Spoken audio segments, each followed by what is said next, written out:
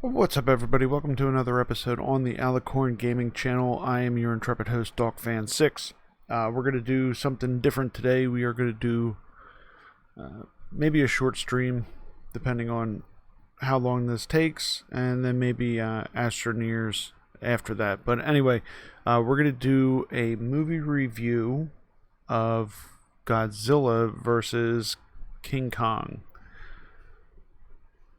So now we're in our fancy film studio. We can actually do a review here. I wrote down some stuff. Now I'm going to go through my overall opinion of it and my thoughts, and then what's good, and then I'm going to go into like the more critical filmmaking kind of area where I think the film could have been better.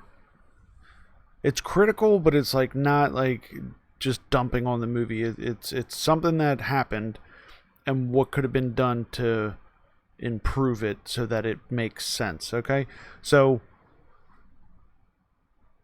hold on, let me do this first. Spoilers. There's going to be spoilers. I'm talking about spoilers, just so you guys know. I'm going to go through the whole movie of what happens and then break down each thing after I give my overall opinion of it. Okay, so my overall opinion, and this is the first time I'm doing a movie review, so I'm kind of piecing this together as I go along. So my overall opinion on the movie was it's ridiculous. It's good but ridiculous. Okay, so it's a good movie. Would I've gone to the theaters and spent money on this? Absolutely not. Absolutely not. It's not worth going to the theaters for. The fact that it was on HBO Max was great because I watched it from home. I didn't feel like I was cheated, and I also didn't feel like, did I get my money's worth? Like, did I really spend $20 on this movie? So that's my overall opinion. Is it a good movie? It's a fun movie. Is it absolutely ridiculous? Yes. Does it ask you, does it make the audience feel stupid? And by that I mean, does it insult the audience? Yes. There are some things in there that are just like, do better. Like, do better for the audience that's here watching your movie. Don't just, like, you check your brain when you walk in, but don't make it stupid, you know? Like, I'll suspend reality for a Marvel movie. Okay, God of Thunder, people can fly, you know. But if you're doing things that are beyond the realm of physics and suspending reality, I feel kind of cheated in that aspect, that you're asking me to check more of my brain, but I'd have to have a brain first to check. And that's kind of what I felt like some of the parts of this movie did. So, anyway, get back on track. Overall, fun movie. Was it a great movie? No. Did it do some things good?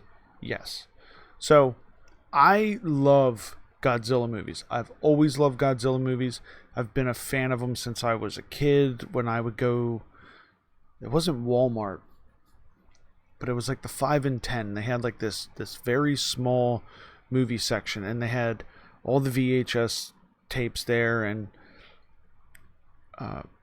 every once in a while I would have like a Godzilla movie, one that I didn't own, and my grandma would get it for me, and they were like $10. I loved Godzilla movies.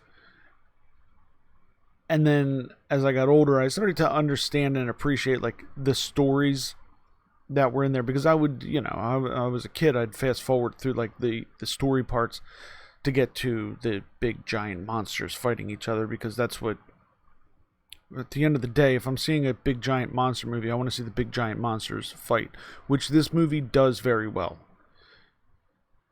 at the end of the movie. So when they announced that they were going to redo the Godzilla movies again, I was apprehensive, you know. And to start off, I hate the Godzilla design. I think the Hollywood Godzilla design is absolute garbage and trash. And you could start off the whole thing. Yes, it's the largest representation of Godzilla out of any of the movies. Okay. Why does he have the head of a Chihuahua on a Great Dane's body? The size proportions do not work. I hate it. The muzzle is too small. He's just like an Iguanosaurus Rex. And I hate that design. Hate it. I wish they made his head proportional to the rest of his body. That being said, Kong looks great. I think they did that. They did it great in Skull Island, and I think they took it to another level on this one. The hair, the special effects, the close-ups of his face are amazing. Like, they look great. But so we started. Okay, so let's get into the whole storyline of the movie. Okay, spoilers.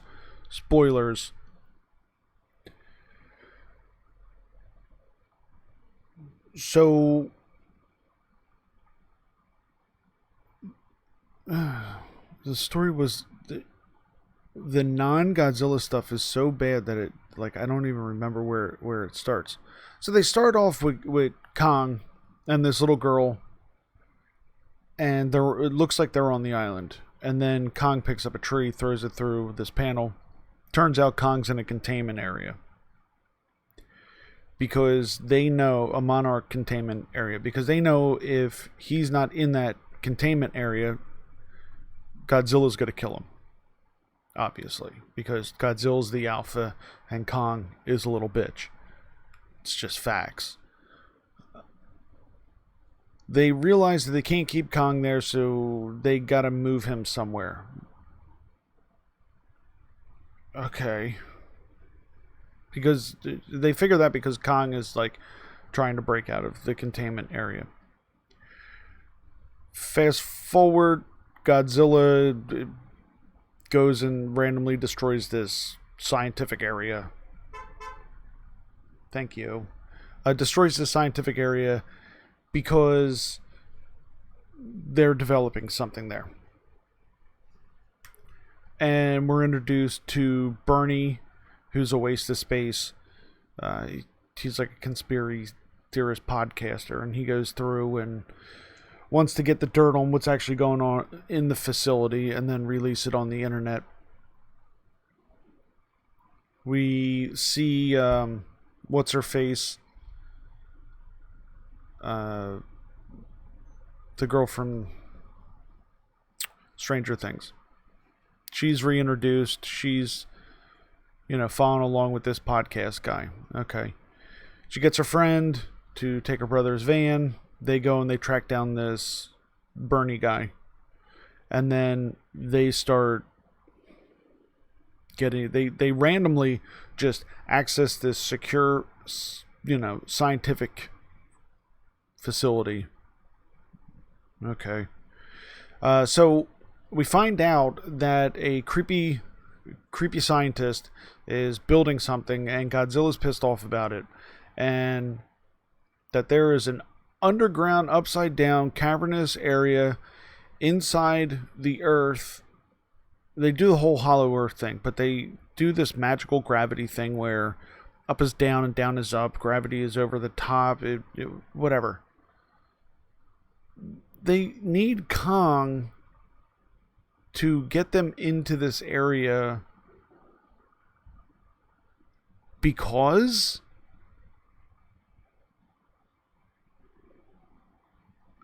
okay, so they shove Kong on a boat and they set out to go to Antarctica because, there's a portal there that takes you inside the world that they've somehow magically built. Godzilla finds out about it and he's like, oh hell no, like, I'm gonna whoop his ass. And there's a giant battle scene on top of boats. Okay. We'll suspend that reality. Godzilla whoops King Kong's ass. We'll go in more detail in each of these scenes later. I'm just trying to give an overall thing here. Whoops King Kong's ass. They play dead. Godzilla rolls out. So they get to Antarctica. They have these magical vehicles, and they go into the center of the earth. Kong's guiding them, and they find like this temple. Okay. And now we go over and we see the trio of unnecessary human characters. They've found this secret base that takes them from the US to Hong Kong. And they find out that there's a skull of King Ghidorah. I think I'm saying that right. I've had so many pronunciations of this. King Ghidorah, and there's a skull there, and the one creepy guy can connect to it somehow. It's basically like Pacific Rim. He like melds his mind with it, and then they find out that they need power to power this randomly device, this ball that was in Florida that's now in Hong Kong. That's a power source for Mechagodzilla. Ta-da! So then they're back in Antarctica, and they're cruising around, and somehow they find a temple, and Kong picks up a hatchet and sits on a throne. And then the Godzilla lights up around him, like this graphic of the snake eating its own ass. And ta-da! So that's where he gets a hatchet. Godzilla now shows up in Hong Kong and blows a hole through Hong Kong to get down to this temple. Oh, right before that, this unknown power source is discovered that will power the Mechagodzilla. And this chick picks up a small piece of this unknown power source that no one knows anything about, and somehow downloads it and sends it to Hong Kong to her dad, who then puts it into Mechagodzilla that turns it on. Okay. So they're there. Everything goes to hell in a handbasket. Monsters are now attacking King Kong, and then one of the magical ships blows up, and then they shoot out of the center of the earth, and now they're in Hong Kong, ready to fight Godzilla. Okay.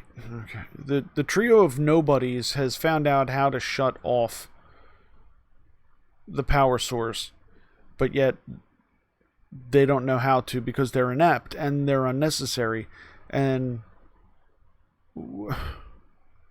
somehow they're able to do this through this massive computer that none of them are capable of using.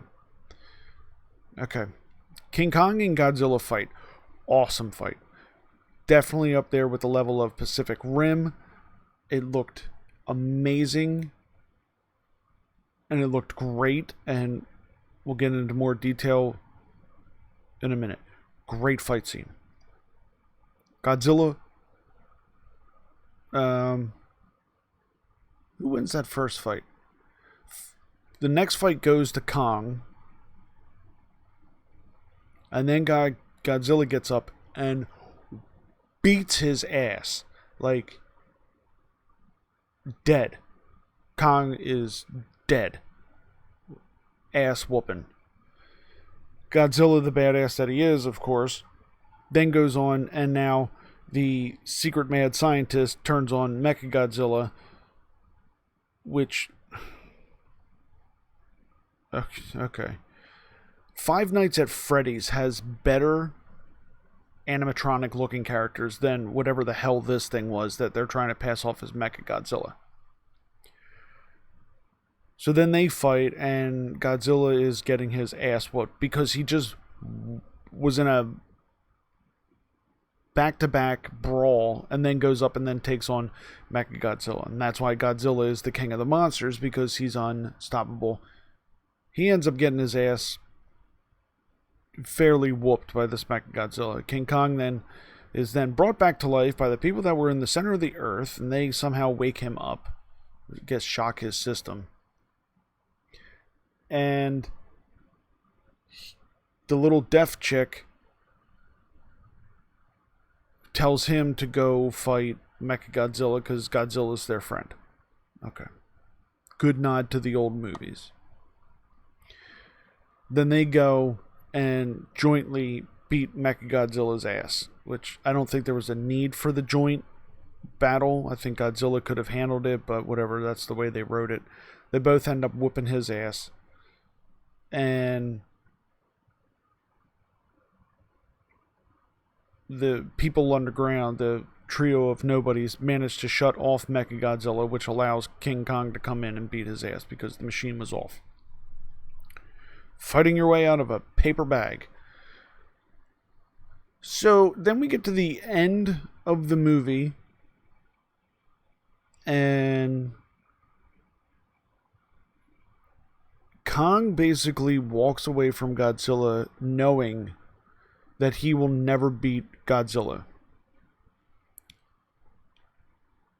And then goes to reside on the magical interior of the world. And is studied by the original people that studied him while he was in containment.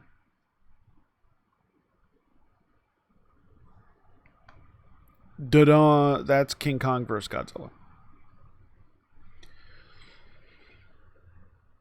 So, yeah.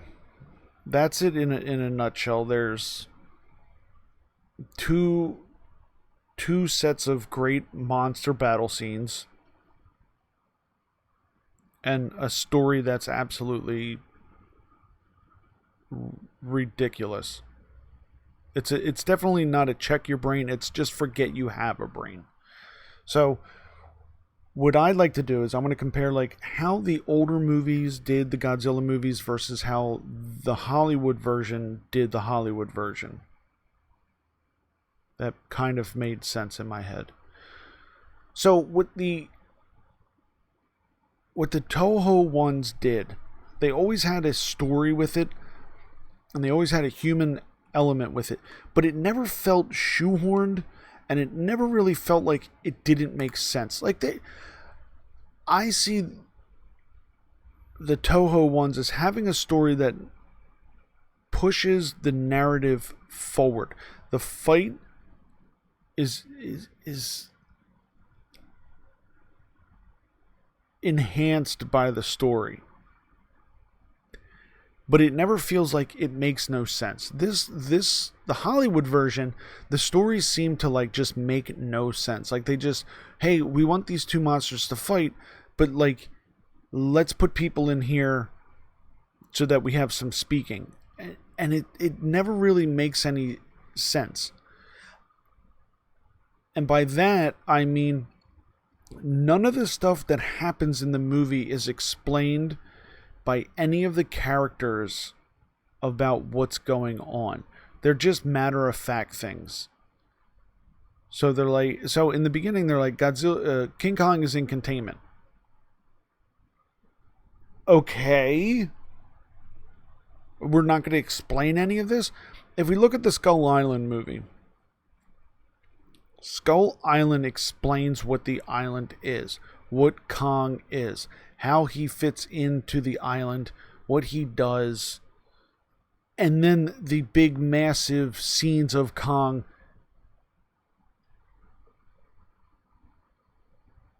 are examples of what the narrative is explaining to you that Kong does. This doesn't do any of that. It's just like, hey, we're going to the Earth. Hey, we're in the Earth. Hey, we're at a throne room. Okay, what does any of this shit mean? What does the throne room mean? Has Kong's ancestors lived at the center of the earth? Does Godzilla know about this? Because we know from the other one, Godzilla has its own underwater temple that the one guy sacrificed himself. Now, in the Godzilla movie, I saw, and I don't know the actor's name, any of the guy who sacrificed himself to restart Kong, his dialogue like explained what was happening, like gave examples of it, like what am I looking at, and he kind of gave like the explanation of what it is that we're looking at, or what this temple is. In this movie, if there's no explanation about what is going on, so that was the one thing that is mainly what I'm going to talk about at the end with how I would make things better. But let's go through kind of what I saw. And the one that I love is that when they're on the boat scene, they're always like trying to pump up Kong as being like this great thing. They're like, no one can contain the king. Okay. You had him in containment. You had him drugged in a net. You drugged him on a ship. You're able to tell him what to do through sign language. And you're able to control him with chains. Like, you can't tell me he can't be controlled and then have him confined and drugged the entire time. Like, come on. So these are critical things, knowing full well that this is a monster movie that you should not take seriously. Okay? So, these are mainly script writing decisions and filmmaking decisions that are like, what are you doing here? They don't explain how Kong gets on the whole ship fight scene, where it looks awesome because it's a really cool concept. The water simulation is great. The boat simulation is great. Kong in the water, Godzilla coming out of the water. Visually, it looks great. It's just dumb as hell. Because you have both of these massive monsters standing on ships, which would have sunk the ships in a second. You got Godzilla flipping King Kong upside down while he's still chained to one of the ships, and somehow the ship doesn't sink. I'm like, you could have done this fight at the containment area before they got on the ships. Because if you're fighting on the water, all Godzilla's got to do is sink the ship, one ship, and Kong is dead. And all the people that are supporting him are dead. Like, it made no sense. The ship scene, I think, was one of the worst parts of it. There's really no explanation of anything that's happened on Skull Island. They're just like, oh yeah, Kong was on Skull Island. Ta-da.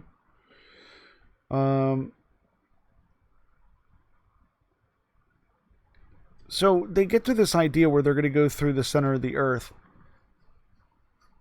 where gravity and all these physics things are broken so hard that it just makes it ridiculous. Because I saw how cool it was as they're falling through and they're tumbling, and the different way the earth looks. It's really visually great and well done. But I was taken out of it because none of it made sense. Everybody would have died from the G-forces from this fall. But they never explain any of the things. Like, they never explain any of the tech. They never explain, like, what the real inside of it looks like. Like, I would have loved if they would have taken 15 minutes or 10 minutes and just explained what the hell this inner earth thing was. You could have taken out the three dum-dums, Bernie and whatever the hell their name, Bernie, Madison, and Josh. Take them out of the movie and just focused on the deaf girl and her relationship with Kong, which I thought was super important. because it humanizes Kong and actually puts weight to him getting injured, because he is a massively vulnerable monster in all of these. As in Skull Island, he got cut by a helicopter and he was almost incapacitated. Like, he bleeds real quickly. Like, he's super vulnerable. I would have loved it, because then you would have felt some emotional weight when he's getting his ass whooped. But then you have Madison and Bernie and them, like, bumbling idiots who really are worthless. Like, there's no point in having them there. They don't drive the story forward, and they bring no skills to the table to, like, fix anything. That's the storyline I would have focused on. Actually, the science behind what they're doing and the relationship between the little deaf girl and Kong. I thought that was the way that they were going to go, to kind of be like the little girl, the little fairy creatures. I don't know what the hell they were. The little tiny humans who talked to Mothra, how kind of like when Mothra was injured, like they would sing, and there was like this connection between them. And all of the classic movies, there's always a child that somehow bonds with Godzilla or one of the other supporting monsters. And I really would have liked if they would have just went in that direction. I thought that'd be really sweet. But I digress. So then we get to the other part of the good, the bad, and the ugly. The Mechagodzilla. Holy Christ. It was trash. I hated how the design was. Like, it's almost as if they took an erector set and made it's not even like an erector set, like a Roblox character, or one of those that you see at Walmart where you can make your own little stop motion thing where all the joints are bendable, and just made it like just very, I don't even know how to explain it. It just looked like a wireframe that you would use instead of a fleshed out character. And Mechagodzilla is kind of an awesome character in the classic movies. But to see him kind of come out, it just looked so awkward and so rushed that I wish there was some other threat that would make the two of them work together. I just really thought that they could have done a better job with either having a different type of threat for them to come together to fight, or take the time and make the threat worth them fighting. Mechagodzilla was turned off and destroyed. And I don't... So, that is what kind of was like... Why would you have that? Why would you have that in there?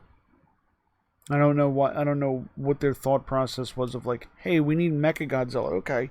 Well then, you either have Mechagodzilla or you have the child story. They tried to shoehorn two storylines in here and didn't flesh one of them out, and didn't write the other one. So Madison's group, they just didn't write anything. They were just, hey, the whole reason for these people here is to go and shut off Mechagodzilla. Didn't explain anything that was happening. And the one with the little deaf girl, they just didn't write anything either to show more of a bond. Like, and that was a shame, because I would have liked for them to build more of Kong's character. So, anyway, the fight scenes looked great. I thought the simulations, the debris simulations, the smoke simulations, the hair simulations, the fire ones, they looked great. And here's the big difference between all the other Godzilla movies and the monster movies up until now. The fights were all done during the day. And that's huge, because when you film in dark, you can hide a lot of the mistakes and the shortcomings. But when you do it during the day with the lighting, you can't hide behind any of that things. Like, it's all out there for display.